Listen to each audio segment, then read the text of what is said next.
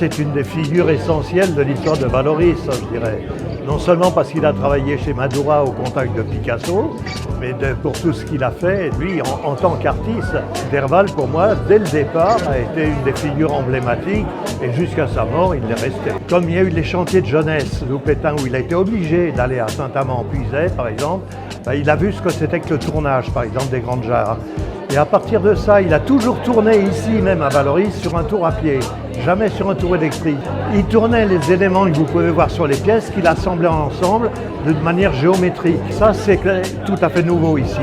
Et ça amenait aussi cette notion très importante de vente de pièces uniques d'artistes. Parce que les artistes n'étaient pas reconnus. Si c'était Picasso, bien sûr. Si c'est Miro, bien sûr. Les autres, on ne veut pas savoir. Alors que Derval a été dans le dictionnaire Larousse avec les Leurats dans les années 60. Ça veut dire qu'il y a une reconnaissance du travail artistique de la céramique.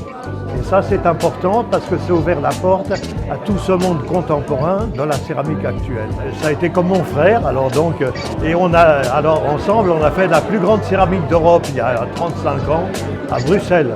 Il fait 25 mètres de long sur 4,50 mètres de haut. J'arrivais de la guerre d'Algérie, j'étais à moitié cinglé.